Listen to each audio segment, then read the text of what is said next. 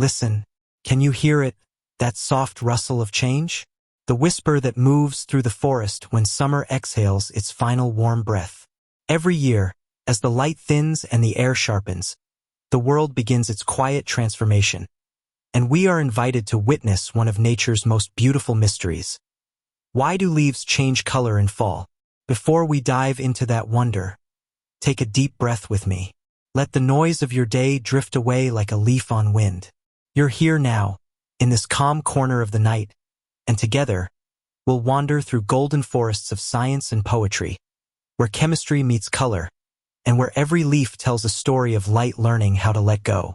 If you're new to the Thoughtful Night, welcome. This is where we explore the science of wonder, slowly, softly, like falling asleep beneath the stars. If you enjoy gentle stories that teach you while they calm you, please take a moment to subscribe, like this video, and tell me in the comments where you're watching from tonight. Maybe it's autumn outside your window right now. Maybe the air smells faintly of smoke and pine. Or maybe you're listening in the middle of summer, dreaming of the days when the world turns gold again. Wherever you are, this story is for you. Tonight, we're not just learning facts about leaves. We're stepping inside the rhythm of the planet itself. Each color, green, yellow, red, is a note in Earth's symphony of light. And to understand why the forest changes, we must first listen to how it breathes. Imagine it now. You're standing at the edge of a forest just after sunrise. The ground is scattered with crisp leaves, amber, copper, and flame. A slow breeze lifts them in spirals, like embers that refuse to die. You hear the faint creak of branches, the heartbeat of the wind through dry grass. Everything feels slower, softer, as though time itself has curled up to rest. For months, those same leaves were alive with green fire, turning sunlight into sugar, building the body of the tree, and feeding the world below. But now, that green begins to fade, not from death, but from design. The tree is preparing for the long sleep of winter, conserving its energy by letting go of what no longer serves. And in that act of release, beauty is born. Because hidden beneath the green are other pigments, quiet colors waiting for their moment to shine. Golds, oranges, crimsons, like emotions we keep tucked away until the right light reveals them. As chlorophyll fades, these pigments emerge, not as decay, but as revelation. Each leaf becomes a final letter from the summer sun, written in shades of farewell. You might think autumn is an ending, but it isn't. It's a slow, intentional transformation. A promise that even in letting go, there can be color and meaning and grace. It's a chemistry of light, temperature, and time. And behind every glowing maple and burning oak lies a story of survival and change that has played out for millions of years. So tonight, as the world grows quiet around you, let's walk through that story together. We'll learn how the green of life is made, how it fades, and how the hidden hues beneath it come alive. We'll listen to the tree's secret signals, the whispers of soil and sunlight, and the science of letting go. Close your eyes now if you wish. Feel the cool air of autumn in your imagination. Crisp, golden, calm. And as you breathe in, remember, the same light that once painted summer still lingers here, softly, in the colors of fall.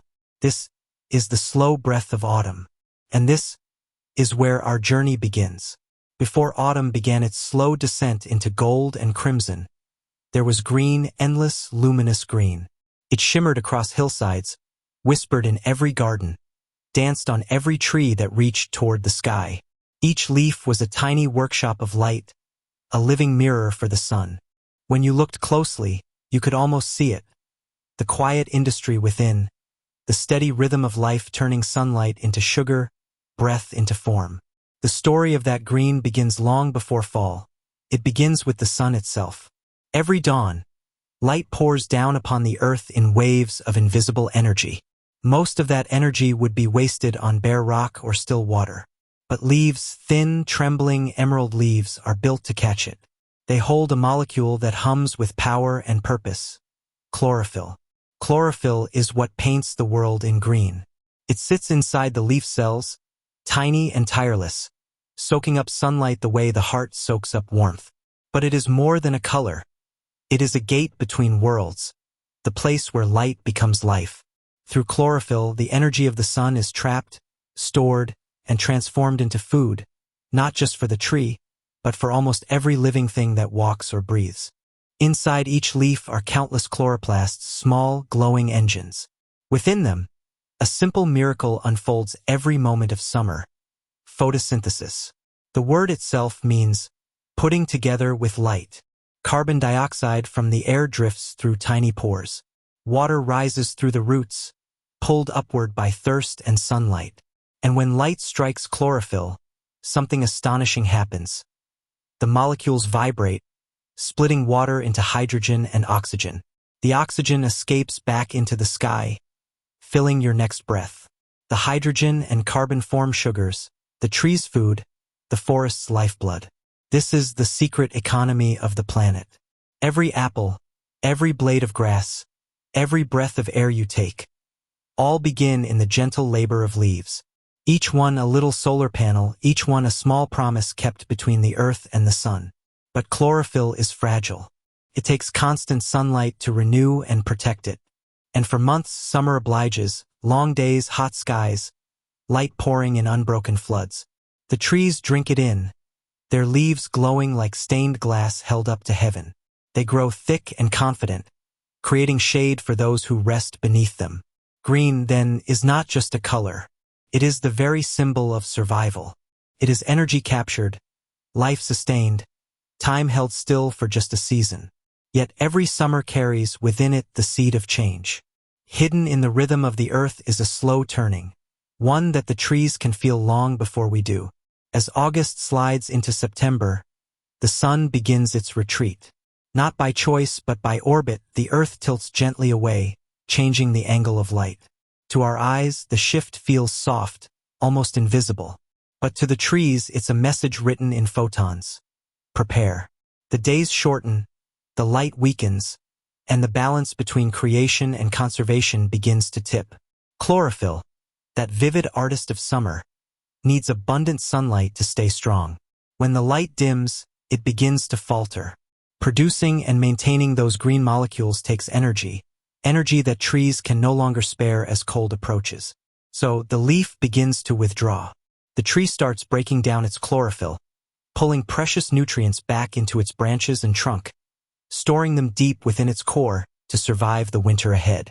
Slowly, the green drains away. It doesn't vanish all at once. It fades like the last note of a song, soft and lingering. And as it does, the world begins to reveal what has been hidden all along. The yellows, the oranges, the delicate golds that lie beneath the green surface start to show through. Autumn's color is not a sudden arrival. It's a gentle unveiling, a slow revelation of what was always there. But in this chapter of the year, the fading green carries meaning beyond the molecular. It is a kind of wisdom that no creation lasts forever, and even beauty must yield to change. The trees know this, and they do not fight it. Instead, they follow the rhythm written into their roots, conserving, resting, transforming. And so the green of life becomes the quiet prelude to the colors of farewell. If you could zoom into a single leaf in late summer, you'd see this transition like a soft closing of doors. The cells at its base begin to seal off the flow of water and nutrients. The veins that once pulsed with sugar begin to quiet. And deep within, the chlorophyll breaks apart, its energy folded carefully back into the tree for safekeeping. What remains are traces of sunlight, pigments less fragile than green, pigments that will soon blaze across the forest like hidden treasure brought into light. But for now, the change is subtle, almost shy. A whisper of yellow on the edge of a leaf, a hint of bronze where green once ruled. It is the forest's first exhale, the slow breath before color takes the stage. When we look at the bright days of summer, we rarely think of endings. Yet within every living thing, there is an instinct to prepare, to listen for the turning of the light. The leaf does not fear the coming cold. It understands its part in the great cycle of balance. Even as it fades, it feeds the roots below, ensuring that life will return again when warmth does. And so, the story of why leaves change color begins not with autumn's chill, but with summer's brilliance. It begins in the sunlight that fills the forest with green, and in the quiet surrender of that light back to the earth. The green that painted summer is fading now. The trees feel it first, the cool mornings, the shorter days, the softer angle of the sun. They begin to change not out of sorrow, but out of wisdom. The time has come to save their strength, to let their leaves tell one last story in color.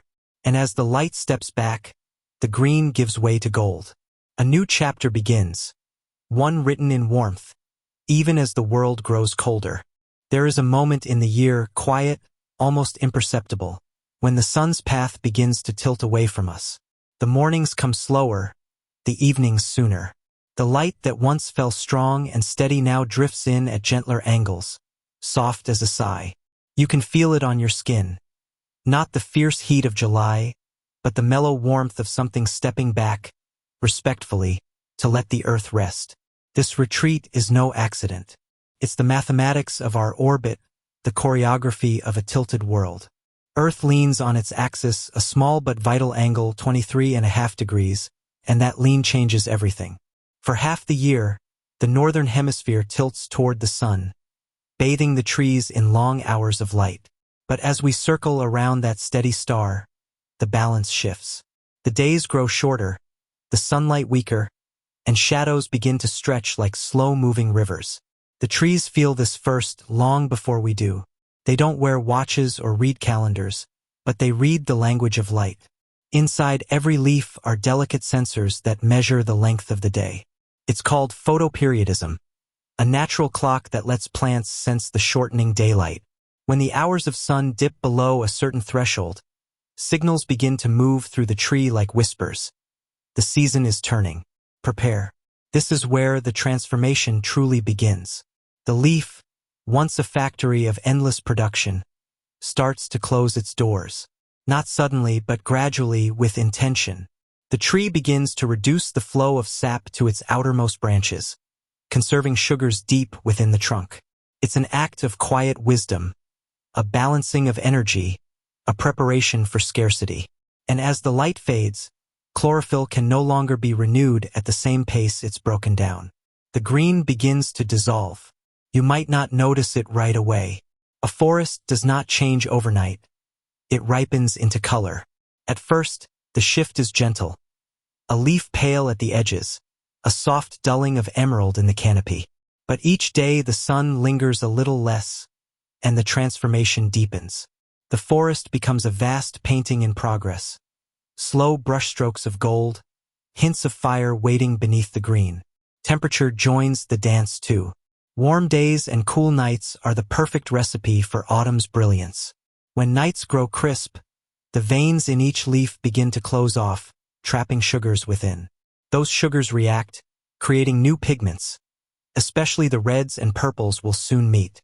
Meanwhile, steady sunlight by day helps sustain the slow burn of color before the final fall. It's as if the planet itself were mixing its own palette, light, warmth, chill, and time. The trees are not sad to see summer go. They have learned, over millions of years, to trust the rhythm of loss and renewal. By withdrawing from the sun, they are not surrendering, they are surviving. Each leaf that fades, each color that glows, is part of a grand design to protect the life within the wood. Winter will come, cold and unforgiving, and only those who have prepared will thrive again in spring. So, when the sun steps back, the trees step inward. They send their strength to their roots, gathering energy into their hearts. They begin to thicken their bark, to tighten their pores, to slow their breathing. And above, in their quiet crowns, a slow metamorphosis continues. Green into gold, life into memory. If you stand in a forest in mid-September, you can almost feel this stillness. The light sifts differently through the branches. More amber, more weighted. The air tastes faintly metallic, like rain on old stone. Everything seems to be listening. Even the wind moves carefully, as if afraid to disturb the turning of the season. And though the sun grows weaker, it does not vanish. Its lower angle paints the world with tenderness. Shadows stretch longer, colors deepen. The same sunlight that once blazed now glows like honey, gentle and forgiving. You see it glint on river water, shimmer through the thinning canopy, warm the last blooms clinging to life. It's a quieter kind of beauty, not the exuberance of summer, but the grace of reflection. Inside the leaf, chemistry continues, delicate and deliberate. As chlorophyll fades, it exposes other pigments that were always there, waiting. Carotenoids, xanthophylls, the yellows and oranges that now begin to shine through. It's as if the leaf is shedding its disguise, revealing the hidden light beneath the surface. But this unveiling is not just art, it's strategy. Without sunlight, photosynthesis slows, and the tree must make peace with limitation. In that peace, it finds balance. We often think of autumn as decline, but in truth, it is discipline. The trees are practicing patience, releasing what no longer serves, conserving what must endure. The green fades not because the leaf fails, but because it succeeds in knowing when to stop. Nature, in its wisdom, teaches us the same lesson. To step back is not to lose light, but to find rest. And so, the world tilts. The days shorten. The sun continues its slow retreat southward, tracing lower arcs across the sky. The nights stretch longer, inviting chill and quiet. And in that changing balance, the forest transforms from a factory into a cathedral. Each leaf catches the slanting light like stained glass. Fragile, radiant, alive for just a moment more. The rhythm of the earth continues. The sun, though distant, still nourishes. Its fading warmth signals every tree to shift from making to remembering. The forest breathes in time with the sky, exhaling color, inhaling silence. When the sun steps back, the world doesn't darken all at once. It glows differently, softer, slower, wiser. And under that waning light, the secret hues of the season begin their quiet rise. Soon, the green will be gone entirely. What remains will surprise us. The yellows and oranges that were always hiding beneath, waiting for this precise moment to be seen. Because when the sun steps back, the hidden world steps forward. And the forest, lit now from within, begins to burn in color. A final gift of light before the long night to come. If you've ever stood beneath a tree in early autumn and watched a single leaf turn from green to gold, you've witnessed a secret being revealed. For months, that color was there. Quiet, unseen, patiently waiting. The green of summer was only a veil, a mask of light. Beneath it lay pigments more ancient than memory, more constant than the shifting sky. Now, as the chlorophyll fades, they finally emerge, and the forest shows its true colors. Every leaf holds a hidden gallery. The pigments we see in fall are not new creations but rediscoveries, the unveiling of what has been concealed beneath the brightness of green. Two families of pigments lie waiting there, carotenoids and xanthophylls. Their names sound technical, perhaps, but their work is pure poetry. Carotenoids create the deep oranges and soft golds of maples and birches. Xanthophylls bring forth the lemon-yellow light of aspens and beeches. Together, they paint the world in warmth before the cold arrives. In the height of summer, these colors are hidden by chlorophyll's intensity. The green pigment is so abundant, so dominant, that it drowns out everything else, much like sunlight overpowering the stars. But the stars are still there, waiting for night. So too are these pigments, lingering quietly in the leaf, performing subtle but vital work even when unseen. They are the unsung helpers of photosynthesis. While chlorophyll captures most of the sun's energy, carotenoids and xanthophylls protect the leaf from taking in too much. Light, for all its beauty, can be dangerous in excess. Like fire, it gives life but can also burn.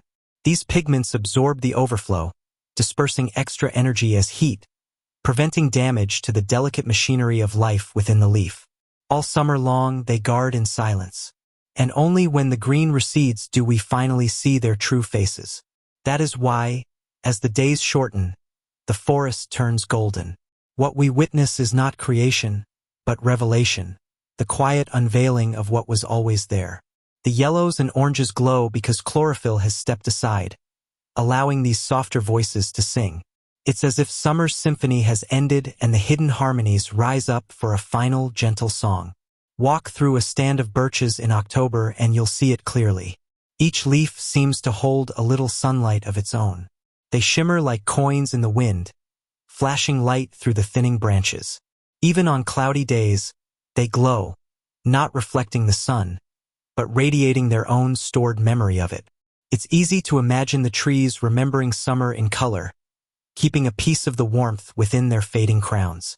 Science and art meet in these pigments. Carotenoids are the same molecules that color carrots and corn, marigolds and mangoes. Their name comes from the Latin carota, meaning carrot, though they dwell quietly in leaves long before harvest. They're fat-soluble, nestled deep within the leaf cells, and they don't break down as quickly as chlorophyll. That resilience is what lets them shine when the green begins to fall away. In every golden hillside, you're looking at molecules built to endure, the steady heart beneath the bright pulse of summer. Xanthophylls, meanwhile, are more refined. Their yellows are softer, cooler, the light of late afternoon rather than midday. They also play a balancing role, regulating energy within the leaf and helping it absorb just what it needs. Their presence brings gentleness to autumn's palette, softening the transition from living green to resting brown. And yet, what's fascinating and quietly poetic is that no two trees, no two leaves, display these colors in exactly the same way. The ratio of pigments varies from species to species, even from leaf to leaf. A maple's gold glows differently than an aspen's yellow or an oak's amber. Temperature, sunlight, and soil each add their brushstroke to the painting. On a cool, clear morning, a forest can seem to breathe in shades of fire, each leaf a small variation of chemistry and light. Perhaps that's why autumn never feels static. Every day, every gust of wind, shifts the palette slightly. The landscape is a moving canvas, a live watercolor that changes with each passing hour. Yesterday's green becomes today's gold. Tomorrow's gold might fade to brown, and the cycle continues until the branches are bare. There's a rhythm in that, the steady heartbeat of impermanence. But hidden in all this color is purpose. The yellows and oranges aren't merely decoration. They continue to absorb light even as chlorophyll breaks down, feeding the last trickle of energy to the tree before the long sleep. The tree is efficient, it wastes nothing. Even in its final display, it works with precision, balancing beauty with survival. And so, when you see a forest blazing in gold, you're witnessing an act of both art and economy. The pigments beneath the green are not frivolous adornments. They are part of life's meticulous accounting. They make use of the final days of light, they protect, they preserve, and in doing so, they gift the world one of its most beautiful spectacles. Standing beneath those glowing canopies, it's hard not to feel that nature knows how to say goodbye better than we do. It doesn't hide its endings in silence. It celebrates them in color. The trees do not mourn the loss of their leaves. They illuminate them. They turn letting go into a festival of light. As you walk through a forest in early October, the air crisp and scented with earth, you are surrounded by centuries of wisdom written in pigment. Every hue has a purpose. Every color is a choice made by nature to balance energy, to prepare for rest, to express endurance. What seems to us a moment of beauty is, for the tree, a moment of clarity. The hidden colors beneath the green remind us that not everything bright must be new. Sometimes the most beautiful things are the ones that have always been there, just waiting for the right season to be seen. And yet, among all these golds and ambers, another color begins to appear. One that doesn't come from what's revealed, but from what's created anew. Deep reds and purples, glowing like embers among the yellow light. There's something different, something special, pigments born not of preservation, but of transformation. Because while some colors have waited all along, others must be made fresh for farewell. And that is the story waiting just ahead. There is a moment, late in autumn, when golds and yellows give way to fire. The forests deepen, not brighter, but bolder, as crimson and scarlet leaves appear like slow-burning embers among the fading light. If yellow is the whisper of summer's memory, red is its last, tender heartbeat. It glows not because it remembers, but because it chooses to shine before the end. Unlike the hidden yellows and oranges that were always there, red is something new, created for the season of farewell. Its pigment, anthocyanin, is not a leftover from summer but a fresh act of chemistry. It is born in the leaf just as everything else begins to fade. And perhaps that's what makes it so moving. The color of letting go is also the color of defiance. Imagine the tree in this moment. The days shorter, the light cooler, the sugars slowing in their flow. Chlorophyll has broken down, the green mask lifted, and yet, the leaf's cells stir once more.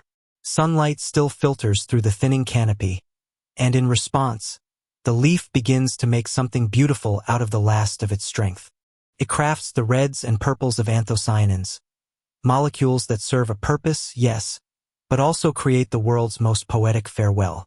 For years, scientists puzzled over why trees would spend precious energy creating new pigments just as they prepare to shed their leaves. Why this late flourish? Why this costly burst of beauty when winter is already near? The answer lies, as it so often does in nature, between survival and grace. Anthocyanins act as a kind of shield, a defense mechanism against stress. When chlorophyll fades, the inner tissues of the leaf are suddenly exposed to sunlight. Too much light in these fragile final days can damage the cells before the tree reclaims what nutrients it can. The red pigments absorb some of that excess light, reducing photooxidative stress, protecting the leaf while it finishes its careful work of withdrawal. In simpler words, red allows the tree to say goodbye gently. It slows the fading, softens the end, and gives the tree more time to draw the last reserves of sugar and minerals back into its branches before winter. Beauty and efficiency interwoven once again. There is also another layer to this quiet red alchemy, one not of light but of relationship. Some scientists suggest that the color might serve as a signal, a kind of message to insects. Bright red leaves may warn certain pests, like aphids, that the tree is producing defensive chemicals, discouraging them from laying eggs before winter. In this view, red is not just color, it's communication. The forest speaks in chemistry, and autumn is its most eloquent language. But beyond the science, there's something deeply human about these crimson leaves. They resonate with us in ways that data alone can't explain. Red is the color of warmth and endings, of courage and compassion. When we look up and see a maple blazing in scarlet, it feels almost emotional, as though the tree is expressing something we all understand, that beauty can exist even in the act of surrender. A red leaf is a paradox. It glows brightest as it dies. And yet, in that glow there is no tragedy. The tree is not grieving. It is completing a cycle, fulfilling an ancient rhythm written into its very cells. In creating red, it turns decline into art. Think of how that feels, to burn brighter just before resting, to give color to the letting go, to make the ending visible, beautiful, intentional. In the world of chemistry, anthocyanins are complex molecules, sensitive to changes in pH and temperature. That's why the reds of autumn can vary so much from year to year.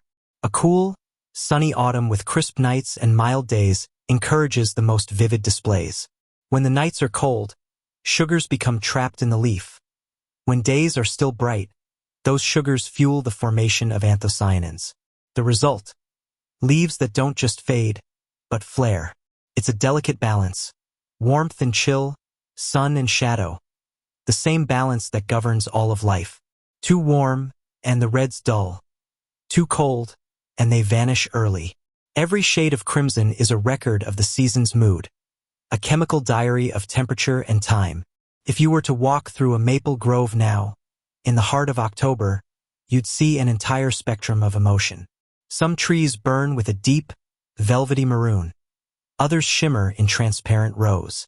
A few leaves cling stubbornly, flashing scarlet against the silver sky, while others already drift down in quiet spirals, their colors softening as they fall. The air smells of earth and memory, and each step through the carpet of red feels like walking through a language older than words. Somewhere within that sea of color, you realize something subtle. The reds are not just the forest saying goodbye. They are the forest taking a bow. This is the curtain call of summer, the standing ovation before silence. And though we know the end is coming, it feels less like death and more like transformation. A slow surrender into rest. In Japanese culture, there's a word for the appreciation of this moment, mamajigiri, the act of going out to admire the changing leaves. It's a practice of quiet reverence, of finding peace in impermanence. The sight of a red maple, glowing against the chill of dusk, becomes a meditation on time itself. We watch, we feel, we let go, just as the trees do. And so, the red that was made for goodbye is more than pigment, it is philosophy. It teaches us how to end things beautifully, how to face the inevitable not with fear, but with grace, how to use our final moments of light to warm the world one last time. The next time you hold a red leaf in your hand, look closely. Its color is not only chemistry, it's an act of courage. It says, I am fading, but I will go in color. And in that quiet declaration, the forest offers us one of its simplest, most profound truths, that even in letting go, there can be radiance. The reds will fade soon, replaced by browns, then silence. But before that, for a few glowing days, the world burns gently, not in destruction, but in devotion. And when those leaves finally fall, drifting into the hush of November, something else begins beneath them, the soft return to soil, where every color that ever was will be remembered and remade. By the time the last red leaves begin to fade, something almost invisible is happening beneath the forest floor. While we marvel at the colors above, the real work of autumn has already begun below, in the dark, damp soil, where roots stretch and intertwine like slow-moving rivers. Here, the trees are whispering, not in sound, but in chemistry, in molecules, sugars, and faint electrical pulses that travel through living threads of fungi. It is a kind of conversation that has been happening for hundreds of millions of years, long before any bird sang or human language was born. Scientists call it the mycorrhizal network. Poets might call it the forest's secret internet, a web of life that allows trees to share, warn, and care for one another. Imagine it, thin, filament-like fungi called hyphae growing outward from a tree's roots, connecting it to the roots of others. Together, they form bridges, invisible highways through which messages and nutrients flow. When one tree receives more sunlight than another, it can send a portion of its sugars through this fungal web to its shaded neighbors. When one is wounded, perhaps by an insect attack or drought, it releases chemical signals underground that tell the others to prepare, to fortify. In this network, the oldest and tallest trees, the so-called mother trees, often play the most generous role. They act as anchors in the community, feeding the young saplings that wait in the shadows below the canopy. Through these unseen connections, carbon, nitrogen, and wisdom of a sort are passed between generations. In this way, the forest is not a collection of separate beings. It is a single, breathing organism. When you stand in a forest during fall, you might think each tree faces the cold alone. But the truth is softer, kinder. Before the final leaves fall, trees begin to balance their books of life, storing what they can and sharing what they must. Sugars flow downward from the leaves, carried through the phloem like tiny golden streams, feeding the roots and even the fungi that will help them survive the frost to come. Every act of letting go above is mirrored by an act of generosity below. The air smells of humus and smoke, and the forest floor is thick with leaves, each one a small piece of the year's memory. But beneath that layer, the network hums quietly, alive with unseen exchange. One tree's decay becomes another's nourishment. The fungi, in return for the sugars they receive, deliver water and minerals, iron, phosphorus, magnesium, all the subtle elements of endurance. There is no hierarchy here, no competition in the way we imagine it. Only the endless rhythm of giving and receiving. You might say that in autumn, the forest practices a kind of communal grace. The trees know the sun is leaving. They can sense the shortening days through the same pigments that color their leaves. They can't move toward the light, so they prepare to endure its absence together. What one tree cannot do alone, 1,000 can do as one, storing warmth, sharing strength, keeping the ecosystem whole through the dark. Even their timing, the gentle choreography of leaf drop, is influenced by these exchanges. A tree sensing the chemical signature of its neighbor's preparation may begin its own. In this way, an entire forest can synchronize its seasonal heartbeat, not through thought, but through chemistry, an elegant, collective intelligence older than language itself.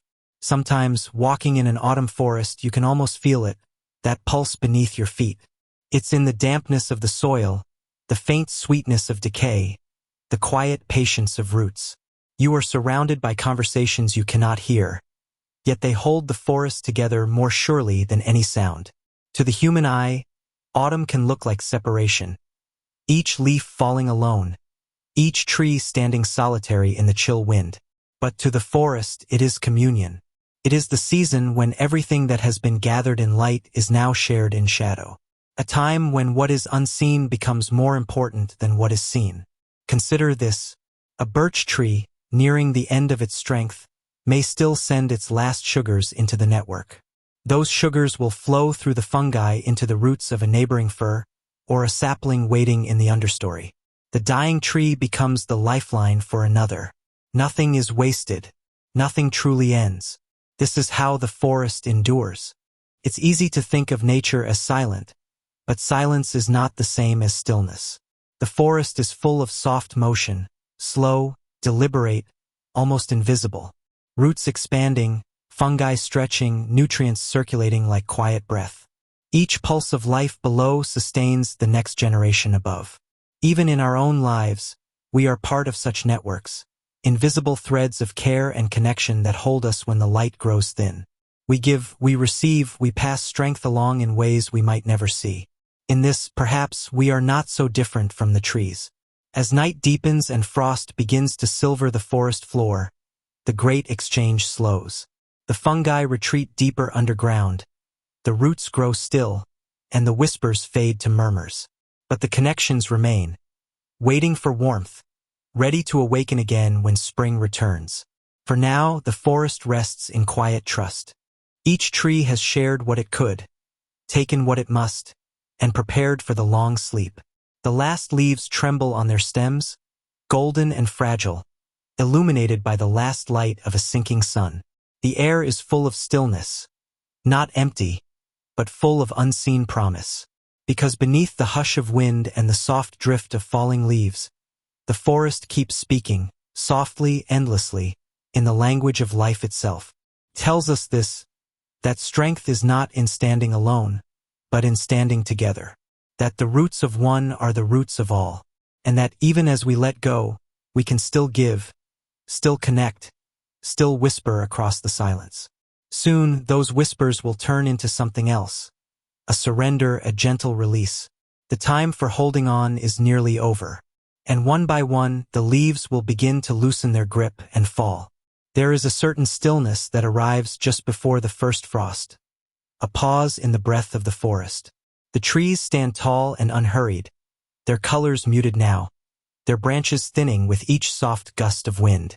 One by one, the leaves release. They do not fall all at once, nor do they cling forever. They let go perfectly, silently, in their own time. To the eye, it looks effortless, as though gravity alone decides their fate. But the truth is far more elegant. Each falling leaf is not the result of decay, but of precision, a carefully orchestrated act of self-preservation.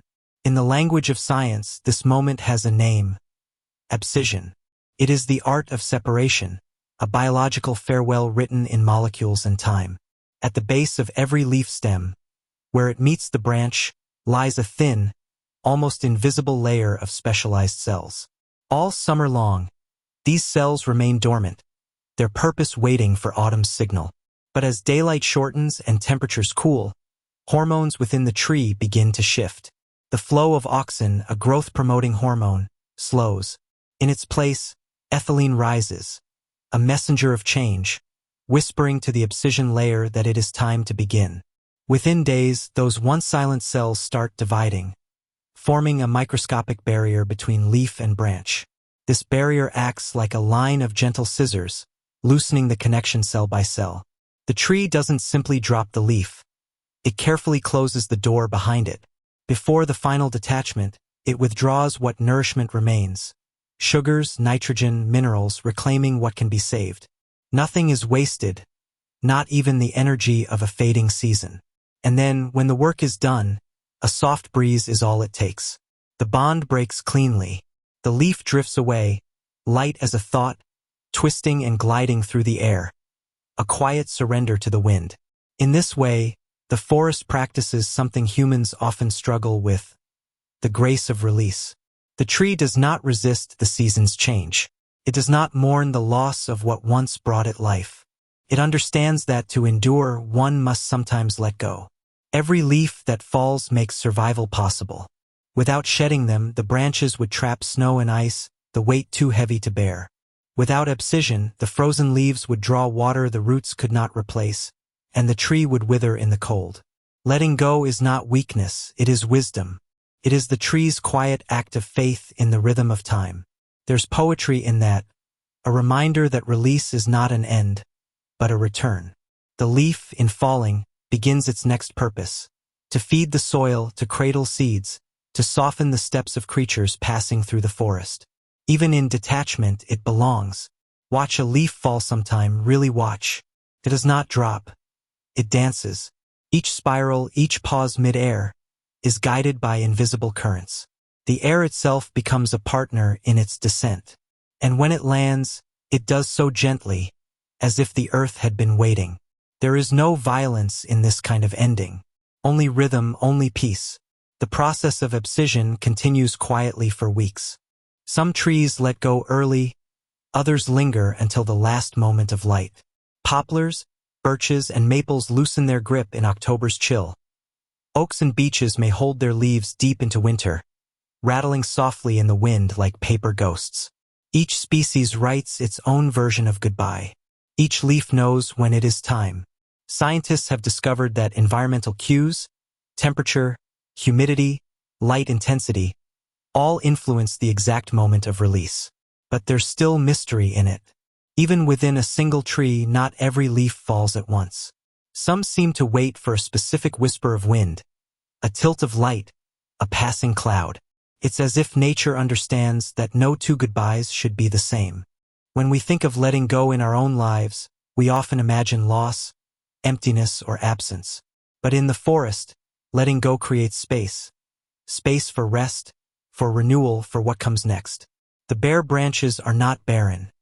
They are preparing. Every fallen leaf is a step toward endurance. And perhaps that is the quiet wisdom of autumn, that holding on too long can be as dangerous as letting go too soon.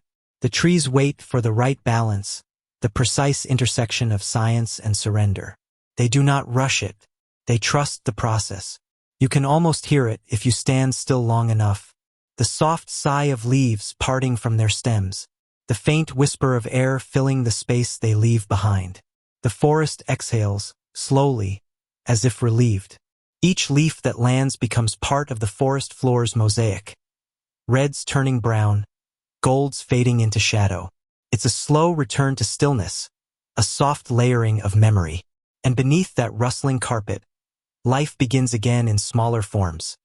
Fungi, bacteria, earthworms, all waiting to transform what was once alive into what will be again.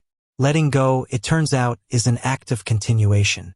The tree is lighter now. It stands open to the sky, its silhouette spare but strong. No longer dressed in summer's fullness, it reveals its true architecture. Every curve of branch, every reach of limb. In its emptiness, there is clarity.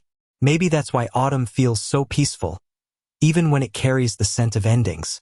Because the forest reminds us that endings are only pauses, gentle, necessary, beautiful pauses, in the endless cycle of becoming. And that to live, sometimes, is to know when to release. As the last light of day filters through the thinning canopy, the wind gathers again. A single leaf, golden and trembling, catches the air. For a heartbeat it hovers, then drifts free. The branch remains behind, ready for rest. The leaf descends, ready to change once more. And as it touches the ground, the forest exhales. The art of letting go is complete. When the last leaves have drifted to the ground, it might seem as though their story has ended. But endings in nature are rarely final. What looks like stillness is often the beginning of transformation. Beneath the quiet carpet of gold and brown, an invisible orchestra begins to play, soft, slow, and endlessly patient. Each leaf, curled and fragile, holds within it the ingredients of renewal. Its veins, once filled with sunlight and sugar, now rest upon the soil like tiny offerings. The forest floor darkens with time, layered by years of seasons, each autumn weaving itself into the next. Rain falls, gentle at first, and the leaves begin to soften, to surrender their shape. Their crisp edges melt into the earth's breath, and what was once alive begins its journey back to life in another form. Here, the unseen workers of the forest awaken. Microbes, countless, tireless, move through the decaying tapestry. Fungi stretch their silken threads, connecting fragments of leaf and bark, forming an underground web of life. Tiny insects, patient architects of decomposition, burrow through the soft remains, breaking them down into simpler pieces. Beetles, worms, and millipedes join the quiet feast, each playing a role in returning the forest's abundance to its roots. This is the secret rhythm of the soil transformation through surrender. The leaf's body dissolves, but its elements remain. Carbon, nitrogen, phosphorus, and potassium. They seep into the ground, feeding the roots that once fed them. What fell from the tree becomes the foundation of its future. Nothing is lost, only rearranged. If you listen closely, not with your ears, but with your imagination, you might sense the hum of this hidden life. The forest breathes even when it seems asleep. Beneath your feet, billions of lives work in harmony, turning decay into nourishment. It's a quiet miracle. The conversion of death into fertility, the translation of color into growth. The scent of autumn soil carries the memory of this exchange. That earthy, sweet aroma, geosmin, born from bacterial breath, reminds us that the earth itself is alive, speaking softly in every molecule. It's a language of cycles, written not in words, but in transformations. Sometimes, after a storm, you can see how the forest floor glistens, damp with renewal. Fallen leaves overlap like pages of an ancient book, each one inscribed with a chapter of sunlight past. The older leaves crumble easily, blending with the darker humus below. Layer upon layer, the forest writes its autobiography, not on paper, but in soil. And from this soil, spring will rise again. Tiny seeds, buried in the dark, will draw strength from what remains. The nutrients from fallen leaves feed roots unseen, whispering to the new generation of green waiting beneath the frost. Even in the silence of winter, the promise of return is already being prepared. Fungi play the role of the great recyclers, the composers of rebirth. Their mycelial threads weave through decaying leaves, connecting roots of distant trees, carrying messages and minerals alike. Through these pathways, the forest shares its inheritance. One tree's loss becomes another's strength. Through decomposition, life ensures that even farewell is an act of generosity. When you walk through an autumn forest, each crunch beneath your feet is not destruction. It's participation. You are part of the same exchange, a witness to a natural alchemy that turns endings into beginnings. The air you breathe comes, in part, from this very process, from leaves that once turned sunlight into oxygen and now turn silence into sustenance. Humans often fear decay, seeing it as the end of beauty. But nature never makes such a distinction. To her, decay is simply another form of creation. What withers will one day bloom again. What falls will one day rise. The forest doesn't mourn its fallen leaves. It celebrates their return to the soil, their merging with the eternal pulse beneath. In this way, the cycle of autumn teaches us a profound truth, that letting go is not loss, but contribution. The leaf gives itself back to the whole, trusting the process that has always sustained life. The tree does not cling to what was, nor does it grieve what it has shed. It simply continues, rooted in rhythm, confident that spring will come when it must. There's a quiet poetry in how the fallen leaves cradle the forest floor. They blanket roots from the cold, hold moisture in the ground, and protect seedlings from frost. Even as they decompose, they serve, nurturing the very world that once held them aloft. It's a soft kind of wisdom, to give back, even as you fade. Sometimes, when the morning light slants through bare branches and touches the forest floor, the decaying leaves shimmer, 1,000 tiny mirrors of golden brown. For a brief moment, they glow once more, as if remembering the sun. It's their last reflection before they dissolve completely into the dark, their brightness reborn in another form, unseen but essential. And so the forest thrives on its own impermanence. Life becomes death becomes life again, a sacred rhythm that requires no applause. Everything nourishes something else. Everything belongs. Perhaps this is why autumn feels so peaceful, even in its sadness. It's a season that accepts impermanence without resistance. A leaf does not mourn its fall. It trusts that its descent will feed the future. And maybe that's the deepest lesson hidden in all these colors and silences. That endings, too, can nourish the world. So the next time you see a single leaf spiraling down, think of what it becomes. Beneath the soil, it will dissolve into 1,000 unseen gifts. It will feed roots, shelter seeds, and one day rise again in a new shade of green. From decay rises the promise of spring. When the last ember of autumn fades, and the forest sheds its final golden breath, a deep stillness settles over the land. The world that once blazed with color now stands in monochrome. Branches bare, air thin and sharp, the ground veiled in frost. The silence after color is not emptiness. It is a pause, a breath between stories. Nature has not vanished. She has only turned inward. The trees, stripped of their leaves, stand like dark sketches against a pale sky. Their shapes, once hidden beneath green abundance, now reveal themselves in pure form, elegant, skeletal, patient. Each trunk holds its own memory of light, each branch a quiet record of seasons past. What looks lifeless is in fact full of restrained energy, waiting, conserving, enduring. Winter is the forest's meditation. Beneath the quiet snow, life continues. Slow, invisible, deliberate. The roots still pulse faintly with stored sugars. The soil hums with microbes that refuse to rest entirely. And within the tight buds on the branches, next spring's leaves are already folded, microscopic and perfect. Even now, in the deep cold, the forest dreams of green. The animals, too, move differently in this season of hush. Squirrels trace delicate patterns through snow, carrying the last of their acorns to hidden caches. Deer step softly, their breath misting the morning air like small ghosts. Birds that remain, chickadees, nuthatches, woodpeckers, fill the still air with short, bright notes, fragments of life breaking through the cold silence. But most of all, there is rest, a sacred kind of rest that only the patient know. The world slows not out of weakness, but wisdom. In winter, everything learns the art of waiting. The cold, though sharp, is also clarifying. It simplifies the landscape, stripping it of excess, revealing what truly endures. The forest floor, once crowded with color, now lies bare and essential. The streams move under thin sheets of ice, whispering quietly beneath their frozen skins. The wind moves gently through the trees, creating a language made only of sighs.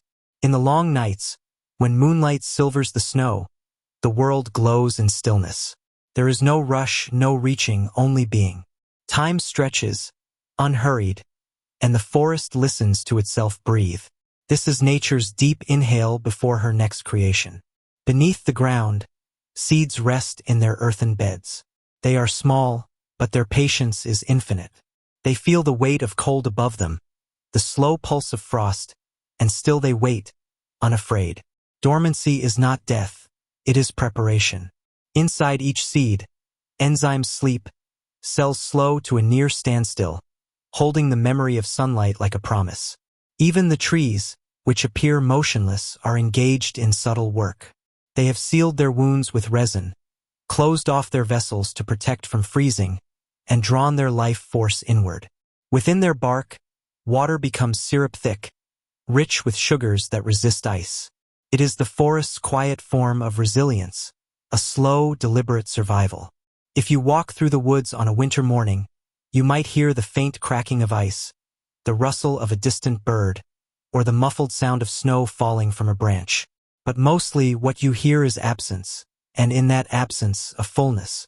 The silence after color is not lonely. It is whole. Winter teaches the forest what humans often forget, that rest is not idleness. It is restoration. In pausing, life gathers itself. The world becomes sharper, more honest, when stripped of adornment. Without the distraction of leaves and blooms, you can see the intricate framework that holds everything together, the veins of branches, the grain of bark, the architecture of endurance. There is something deeply comforting about this barrenness. The forest no longer performs. It simply is. Every being conserves what it must, trusts in what it knows, and allows time to move at the pace of breath. In this suspended season, nature reminds us that beauty does not always mean abundance. Sometimes, it means stillness. Snow is the softest silence of all. It falls without sound, cloaking everything in calm. Under its blanket, life rests warm. Roots insulated, seeds protected, burrows sealed in quiet safety. The snow reflects light differently, too, turning even the faintest moonbeam into brightness. What was once vibrant now glows in serenity. And above it all, the stars sharpen in the frozen air. On clear nights, the heavens seem closer, more crystalline, as if time itself pauses to watch. The earth tilts slightly away from the sun, caught in the delicate balance between night and day. Yet even in this retreat, life is only gathering strength for its return. If you close your eyes and listen deeply, you might sense the faint hum beneath the cold. The pulse of the planet, steady and sure, tells the same story it always has. Everything sleeps and everything will wake again. The forest, in its quiet slumber, mirrors the human heart. We too need seasons of rest. We too must sometimes turn inward, let go of color and noise, and simply breathe. There is wisdom in slowing down, in allowing silence to cleanse what constant motion cannot. So when you see the bare branches and think the world has gone empty, remember, inside those branches are the blueprints of next spring. Inside every root lies the story of growth rewritten year after year. The silence after color is just the turning of a page. Soon the sun will climb higher in the sky. The frost will soften. The soil will loosen its frozen grip. And what now sleeps will stir, quietly at first, then all at once. Life will rise from the hush, dressed once again in green. But for now, let the forest rest. Let the cold cradle the roots. Let the silence teach you how to be still. Because winter is not the end. It's the breath between stories. After months of quiet, after the frost has receded and the snow has melted into the soft soil, the forest begins to stir. Life, held in suspended rhythm through winter, now remembers its old song. The first hints of green are subtle. A bud trembling at the end of a branch, a shoot pushing through thawing earth, a whisper of chlorophyll awakening in sunlight. Spring has arrived, and with it, the world remembers how to be alive. The process begins quietly. Deep within the roots, sugars stored through autumn feed the first tiny movements. The tree, having endured the cold and darkness, begins to rebuild. In buds that have been folded and waiting, cells swell and divide. Chlorophyll, the green pigment of summer, starts to fill these young leaves, capturing sunlight and turning it into the energy that will sustain the season. It is a chemistry both familiar and miraculous. Carbon dioxide from the air, water from the soil, and sunlight join in the leaf's tiny factories, producing sugars, oxygen, and life itself. The process of photosynthesis, that alchemy of light into nourishment, begins again, as if no time has passed. And yet, the memory of winter lingers, tempering growth, shaping resilience into every cell. The forest does not awaken all at once. Some trees, wiser in their timing, open their leaves cautiously, testing warmth, sensing light. Others follow, as if answering a silent call. The world is still tender from the cold, and every green tendril that emerges is a balance between courage and caution. Even in its rebirth, nature moves with care. The return of green is not just biological. It is a visual poetry that stirs the human heart. That first hint of chlorophyll, catching sunlight on a pale morning, is a promise made visible. The world seems younger, more luminous, as if all that was lost over winter is now gifted back in color and vitality. Leaves unfurl with a grace that seems intentional, delicate as a painter's brushstroke, yet robust enough to capture the sun's fierce power. Every leaf is an act of renewal. It remembers how to work, how to protect itself, how to balance light and water, how to feed the tree while holding its own delicate structure. The forest has rehearsed this moment for centuries, perfecting the rhythm of life after dormancy. And through it, life below the soil continues as well. Microbes and fungi awaken to warm soil, roots drink deeply, and tiny insects begin their delicate tasks, weaving the unseen threads of survival that connect every layer of the ecosystem. The return of green is also a lesson in patience. Not every leaf arrives at the same time. Some buds remain tightly closed, conserving energy, while others rush toward the sun. Across the landscape, the gradual greening forms a mosaic of timing, strategy, and adaptability. It is nature's way of ensuring that the first warmth is met with careful preparation, that the sun is welcomed without waste or harm. As the days lengthen, the leaves grow larger, deeper, more capable of capturing light. Chlorophyll dominates once more, masking the yellows and oranges of carotenoids that lie dormant beneath. It is a cycle that mirrors autumn in reverse, a careful balance between revelation and concealment. The pigments that painted the forest in red and gold now lie hidden, waiting for another fall, while green becomes the emblem of life renewed. And yet, the return of green carries a subtle emotional resonance. After the quiet of winter, it feels like hope made tangible. The forest seems to exhale, stretching toward the sun after months of restraint. The sound of birdsong returns, delicate and tentative at first, then louder and more confident, filling the spaces that were empty.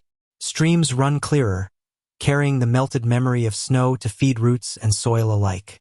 Every sound, every motion, is a celebration of endurance and continuity. There is also a metaphor here for human experience. We, like the forest, have seasons of stillness. We retreat, fold inward, conserve our energy through times of hardship or quiet. And when the warmth returns, whether through opportunity, connection, or inspiration, we too remember how to grow, how to reach, how to live fully again. The return of green is both literal and symbolic. Life remembering itself, rising from rest, returning to its own rhythm. Walking through a forest in early spring, you can see the small miracles everywhere. Tiny buds push through bark hardened by frost, new shoots pierce softened soil, and the faint aroma of renewal fills the air. The canopy is gradually restored, dappled with young light. Insects, returning birds, and awakened mammals add their energy to the forest, reminding us that every cycle depends on countless, often unseen contributions. And yet, even in this vivid return, there is humility. The green is never boastful. It does not rush. It unfolds with patience, as if aware that life itself is fragile and precious. Each leaf is a statement of resilience, of survival, adaptation, and trust in the rhythm of time. The same chlorophyll that fueled summer now carries the wisdom of seasons past, a green stitched with memory and experience. As spring deepens, the forest becomes a living mosaic of green, breathing sunlight, and life. Every leaf is a tiny solar panel, every branch a conductor, every root a reservoir of past and future. The forest's quiet patience through winter transforms into vibrant activity, an intricate balance of energy, growth, and renewal. And so, as the first warm breeze stirs the leaves, and the sun climbs higher, the forest remembers itself. It remembers how to grow, how to shine, how to turn sunlight into sustenance and color. The world is green once more, alive, tender, and full of quiet wonder. And as you watch the forest, you may realize, cycles of color and rest are not just the forest's story, they are ours as well. What fades will return, what rests will rise. Life remembers again and again how to be green. And now, as our journey through the forest of seasons draws to a close, take a moment to breathe in the quiet wisdom of the leaves. From the green of summer, to the golds and reds of autumn, through the hush of winter, and back to spring's tender green, the world has shared with us a story written in color, light, and patience.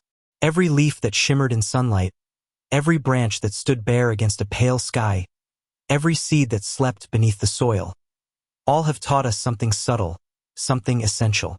They have reminded us that beauty is not only in abundance, but in letting go. That strength is not only in holding on, but in release. That life is not linear, but cyclical, always moving, always transforming. The forest speaks quietly, in pigments and patterns, in decay and renewal, in whispers beneath the soil. Each season, each color, each falling leaf is a lesson, a meditation for those who take the time to notice. Yellow teaches patience, red teaches courage and surrender, brown teaches humility in decay, and green teaches the infinite promise of life reborn. And perhaps the most profound lesson is this: endings are never really endings. They are pauses, gentle transitions, spaces for reflection and preparation. What falls returns to nourish the future. What rests gathers strength to rise again. The colors of the forest remind us to trust the rhythm of time, to embrace change with grace, and to find wonder even in silence. As you lay back now, let your mind drift through the trees. Imagine the soft rustle of leaves in autumn, the hush of snow blanketing the forest floor, the tender green of spring unfurling.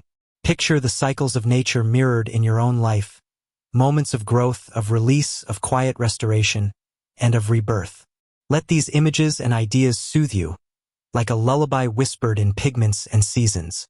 If this story helped you find calm tonight, please like this video, subscribe to The Thoughtful Night, and share in the comments where your autumn looks like. I'd love to know, from your corner of the world, what colors are teaching you today. And now, as the forest exhales and the stars begin to shimmer, let your thoughts settle. Let your breath slow. Imagine the forest breathing around you, gold, red, and quiet, and drift gently into sleep. Good night, dreamer of light and leaves.